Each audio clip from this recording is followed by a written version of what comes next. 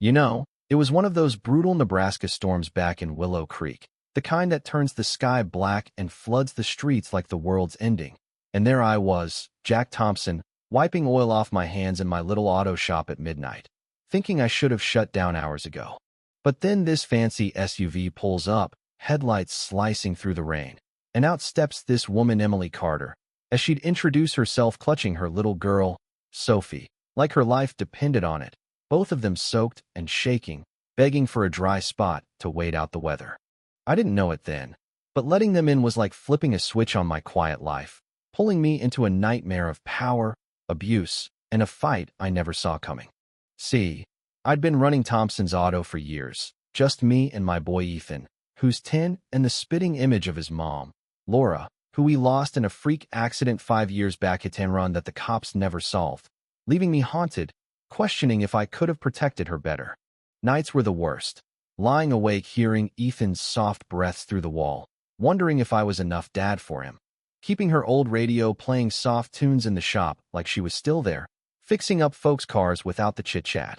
'Cause Willow Creek's that small town where everyone knows your sorrow but pretends not to.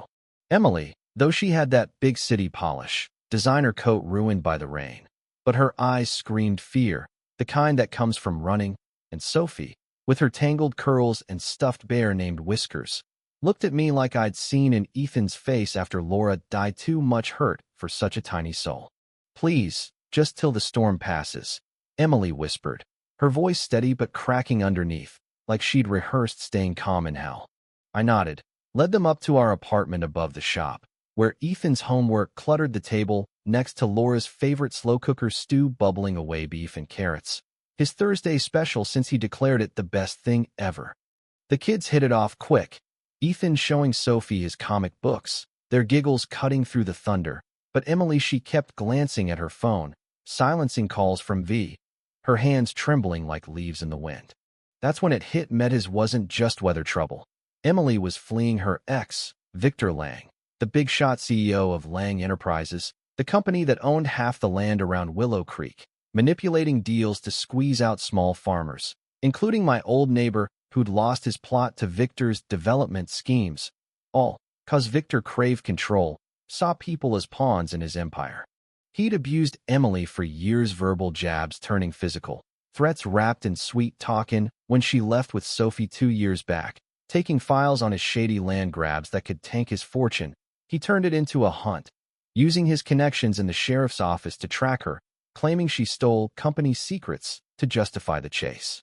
Her phone buzzed again, and she jumped, whispering, "He's close, always knows." Headlights crept up the street, 2 black vans idling like sharks, figures stepping out, shadows in the rain. Victor's hired muscle, pros who'd done dirt in war zones, now fetching his property. Emily froze. Sophie whimpered, "Is Daddy here?" And that word twisted like a knife. Victor wasn't a dad. He was a tyrant, teaching Sophie fear instead of love. I couldn't just stand by, not after losing Laura to some coward's hit and run, not when I saw Ethan pulling Sophie close, protective like I'd taught him.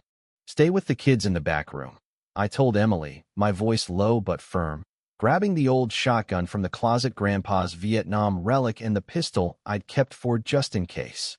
Victor knocked, polite at first, his silver hair slicked back, suit screaming money, flanked by 2 goons. "Mr. Thompson," he drawled, that fake southern charm dripping venom. "I believe you have my family. Emily's been unstable, needs to come home." I blocked the door, heart pounding but steady. "From what I hear, she's done with you. And Sophie's scared. Where I'm from, we don't drag women and kids where they don't want to go." His eyes narrowed, mask slipping. "You don't get it, mechanic. This is business. She's got my files, worth millions. Hand them over, or my boys here specialize in retrievals." I slammed the door, bolted it. 3 seconds later, it burst open, gunfire whispering through suppressors, bullets chewing the counter where I dove. Adrenaline kicked. I knew every inch of this place. Rolled out, shotgun barking, dropping the first goon mid-stride, then the second slipping on Ethan's comics, blast ending him clean. Victor stood there, splattered, disbelief twisting his face. "You idiot, who do you think you are?" he snarled. "A man who knows bullies like you crumble when someone fights back." I shot back, smelling gas from the propane tank I'd cracked open in the utility closet. Me desperate play.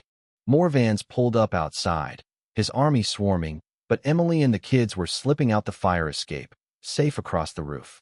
Call off your dogs, I demanded, aiming at the electrical panel. Or we all go up. Victor laughed, frantic now.